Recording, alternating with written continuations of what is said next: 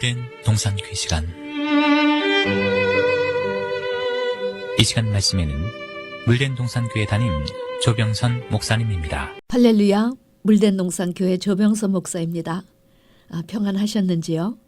오늘 저는 구약에 제시된 7절기를 통해서 오늘날 우리가 사는 이 세대가 과연 어느 지점에 해당되는가, 성경에 제시된 하나님의 시간표를 통해서 우리가 살고 있는 때를 여러분과 함께 점검하려 합니다. 어떻습니까? 때의 중요성을 깨달았다면 이제 우리 모두 본격적으로 때를 준비해야 하지 않을까요?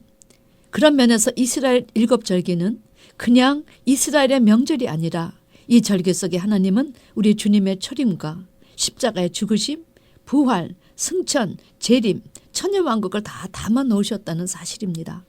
그런 의미에서 신앙의 삶에 있어 구약의 절기 때를 아는 것이 얼마나 중요한 주제인가를 여러분 명심하시기 바랍니다. 첫 번째 6월절입니다. 6월절은 정월 14일로 하나님은 이날을 기념하여 여호와의 절기를 삼아서 영원한 규례로 대대 지키라 하셨습니다. 이스라엘의 6월절은 마치 우리나라의 광복절과 같이 애굽 430년의 종살이를 마감시켜 주신 이 6월절을 최대 축제로 지켜왔다는 거지요. 이 6월절은 하나님이 이스라엘 백성을 애굽에서 구출하실 때 장자가 죽는 재앙에서 그 형벌을 면하게 된 사건을 기념하는 절기입니다. 마치 어린 양 예수 그리스도의 십자가 피의 능력을 힘입어 죄로부터 해방되는 것을 상징한 절기였다는 거지요. 주님께서는 제자들에게 마지막 만찬에서 이것은 죄사함을 얻게 하려고 많은 사람을 위하여 흘리는 바 나의 피 곧 언약의 피니라 말씀하셨는데, 갈보리산 십자가 위에서 온 인류의 죄를 대신해서 피를 흘려주심으로 이 절기의 실체가 되셨습니다. 두 번째 무교절입니다. 무교절은 6월절 다음 날인 1월 15일입니다.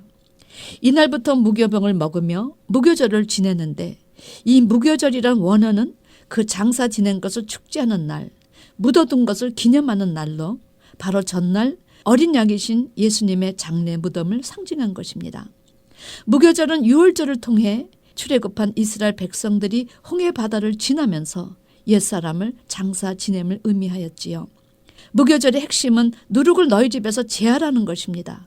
첫날도 성회요 제7일도 성회니 아무 일도 하지 말고 이날부터 7일간은 누룩이 들어가지 않은 무교병을 먹어야지 유교병을 먹는 자는 이스라엘에서 끊어지리라 말씀하셨습니다.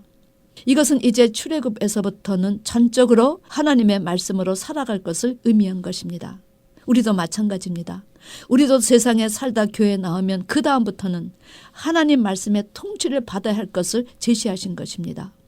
주님께서 사두개인과 바리새인들의 누룩을 조심하라 이렇게 말씀하신 것은 바로 그들의 외식을 조심하라는 말씀이었으며, 이 외식이 성도들로 하여금 세상과 가늠하게 만들기 때문에 이런 날을 기념하게 하신 것입니다. 세 번째 초실절입니다.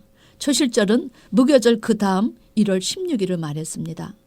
이날 이스라엘 백성들은 수확한 첫 이삭단을 묶어 성소에 가져와서 제사장을 통해 하나님께 유제로 감사 제사를 드리며 초실절 축제를 가졌습니다.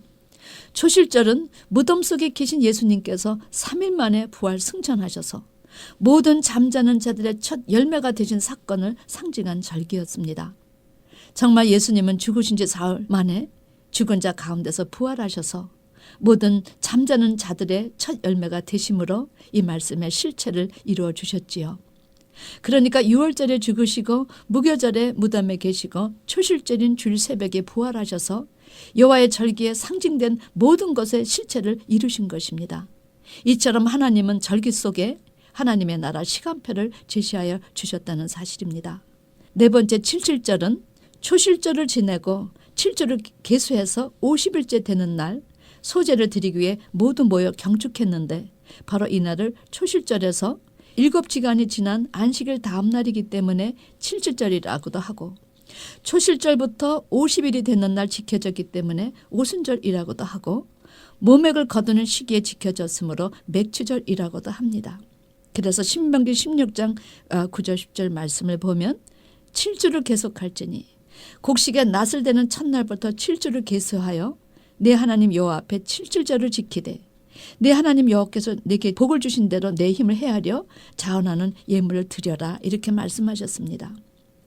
여러분, 이 77절의 표상은 예수 그리스도의 구속 사건과 아울러 성령의 역사심으로 교회 시대가 개막하여 신령한 첫 곡식, 즉 성도를 수확하여 드림을 알리는 이런 절기입니다.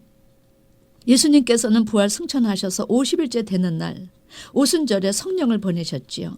그래서 마가 다락방에서 말씀과 기도에 힘쓴 주의 제자들에게 성령이 임하게 하셨습니다. 이렇게 해서 교회 시대가 이루어졌지요. 주님은 그들을 첫 곡식으로 영적 구원 농사를 시작하심으로 77절에 실체를 이루셨습니다. 그래서 이 77절까지가 초림 예수님의 탄생, 죽음, 부활, 성령의 오심으로 봄절기가 끝맺어진 것입니다. 여러분, 이렇게 절기에 예수님의 실체가 다 들어있는데도 이스라엘 사람들은 아직도 절기의 실체이신 예수님을 부인하니 미국의 부호 대부분들이 유대인이라고 하는데 돈을 버는 지혜와 영적인 지혜가 이렇게 차이가 나는 것입니다. 그런데 우리는 어떻습니까? 돈 버는 지혜는 없어도 하나님을 볼 수 있고 만날 수 있고 그분의 자녀가 되었으니 우리처럼 축복받은 자가 어디 있겠습니까? 넉 달 농사 기간입니다. 이 넉 달 농사 기간은 77절과 나팔절 사이의 넉 달 기간을 말합니다. 이 넉 달 동안 이스라엘 백성들은 열심히 농사를 지어 가을절기를 예비하였습니다. 여러분, 하나님은 농부이십니다. 야고보는 농부가 길이 참고 땀을 흘리는 것은 바로 땅에서 나는 귀한 열매와 그런 열매를 맺을 수 있는 이른 비와 늦은 비를 기다리기 때문이라고 제시하였습니다. 그리고 마지막 제시한 이야기가 무엇이었습니까? 너희도 길이 참고 마음을 굳게 하라. 주의 강림이 가까우니라. 형제들아 서로 원망하지 말라. 그리하여야 심판을 면하리라. 보라, 심판자가 문 밖에 서 계시니라. 여러분, 이 넉 달의 농사 기간은 바로 크로노스에 살던 사람들이 카이로스에 들어와 천년왕국에 들어갈 수 있는 준비를 하는 기간이자 하나님의 뜻을 이루어 많은 영혼을 구원하여 농부이신 하나님에게 많은 열매를 바칠 수 있게 준비하는 기간의 예표였습니다. 그런데 이스라엘 백성은 선택된 민족으로서 축복을 누리지 못하고 이방인에게 그 자리를 빼앗겼지요. 그래서 넉 달 농사 기간은 바로 이방인의 구원 농사 기간이 되었고 그 덕분에 여러분과 제가 이 축복의 행렬에 낄 수 있게 되었습니다. 성경은 이 사실을 여러 번 이미 예언해 주었지요. 예수님도 마태복음 22장 혼인잔치 비유에서 어떤 임금이 혼인잔치를 베풀고 정한 사람에게 오라 정하였는데 오지 않고 도리어 청한 종들을 잡아 능력하고 죽였다. 그래서 임금이 노예 군대를 보내어 진멸하고 청한 사람들은 합당치 아니하니 사거리길에 나가서 만나는 대로 혼인잔치에 청하라. 그래서 악한 자나 선한 자나 만나는 대로 데려와 혼인잔치에 손이 가득한지라. 이렇게 표현하셨는데 절기에서 제시된 넉 달은 바로 이방인의 구원 농사 기간임을 암시해 주신 것입니다. 그래서 교회마다 악한 자, 선한 자가 넘쳤다. 성경은 바로 이 넉 달 농사를 이방인의 구원 농사의 표징의 시간이라 말씀해 주시는 것입니다. 그런 의미에서 이방인의 구원 농사의 시작은 주님의 지상 명령이 떨어진 바로 마태복음 28장 19절 20절이 그 전조가 되었다는 거죠. 주님께서 뭐라 말씀하셨습니까? 그러므로 너희는 가서 모든 족속으로 제자를 삼아 아버지와 아들과 성령의 이름으로 세례를 주고 내가 너에게 분부한 모든 것을 가르쳐 지키게 하라. 볼지어다 내가 세상 끝날까지 너희와 항상 함께 있으리라. 여러분, 사도 바울은 이 기간은 로마서 21장 25절에 이방인의 충만한 수가 들어오기까지 이스라엘이 완악할 것이라 제시한 바로 그 기간이라는 사실을 제시했습니다. 다섯 번째, 이 77절 이후에 넉 달 농사 다음에 다섯 번째 절기는 7월 1일 나팔절입니다. 이날은 제사장이 언덕 위에서 양의 뿔로 나팔을 불지요. 그러면 모든 백성들이 추수한 곡식을 가지고 예루살렘 성으로 올라가서 하나님께 기쁨과 감사의 제사를 화제로 드렸습니다. 이 나팔절에서 제시하는 제사장의 나팔은 계시록에 나오는 7개의 나팔이 울릴 때 주님이 재림하시는데 주님이 재림하시면 죽은 자들이 부활하고 살아있는 성도는 휴거가 일어나 바로 신령한 성도는 하나님께 드릴 알곡 열매임을 상징한 것입니다. 사도 바울은 이 나팔절에 대해 어떻게 증거하였습니까? 데살로니가전서 4장 16절 17절에서 주께서 호령과 천사장의 소리와 하나님의 나팔로 친히 하늘로 쫓아 강림하시리니 그리스도 안에서 죽은 자들이 썩지 않을 것으로 먼저 일어나고 그 후에 우리 살아남은 자도 저희와 함께 구름 속으로 끌어올려 공중에서 주를 영접하게 하시지. 그리하여 우리가 항상 주와 함께 있으리라.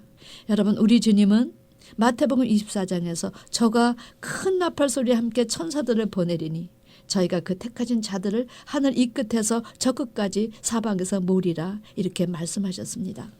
여섯 번째 속죄일은 7월 10일로 이날은 나팔절과 초막절 사이에 위치해서 이스라엘 백성들은 매년 한 번씩 민족적인 죄를 씻음받기 위해 하나님 앞에 성회로 나아갔습니다. 이때 대제사장은 피를 갖고 지성소에 들어가 온 백성들의 죄를 속량받았지요.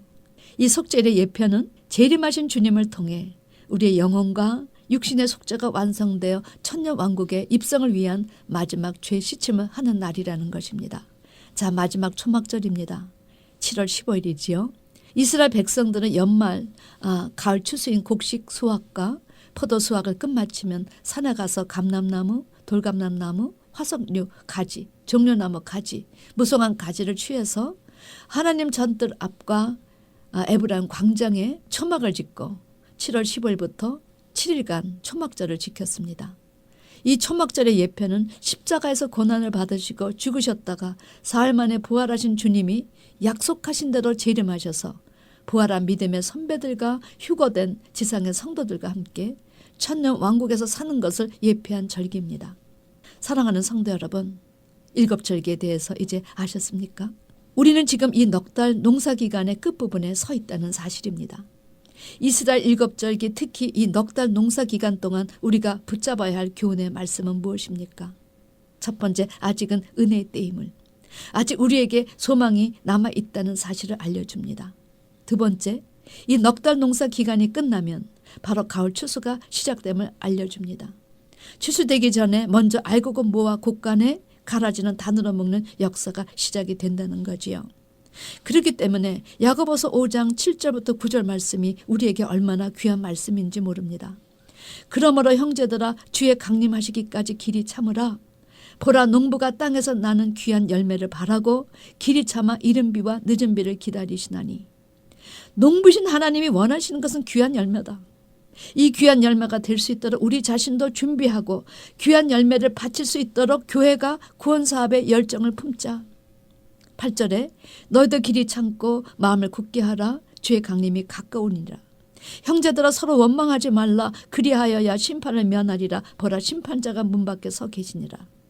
넉 달 농사가 끝날 때 주님이 강림하시는데 그 전에 7년 환난 기간이 있다. 이때 후 3년 반의 짐승의 시대, 이 시대는 성도가 고통받는 시기다. 그러니 서로 원망하지 말자. 이 시기에 하나님은 누가 옥인가 석인가 구별하실 것이다. 그러니 지금 너희가 준비할 것이 무엇인가? 여러분, 부디 이것을 기억하시고 하나님이 원하시는 그 아름다운 열매가 되어야 하고요. 아름다운 열매를 맺을 수 있도록 이른 비 늦은 비 내리는 이 시대에 천국의 제자들로 변화를 받아야 된다는 것입니다. 부디 이런 천국의 제자들로 변화받는 여러분과 제가 되기를 주님의 이름으로 축원합니다. 아멘. 지금까지 말씀에 물된 동산교회 담임 조병선 목사님이었습니다.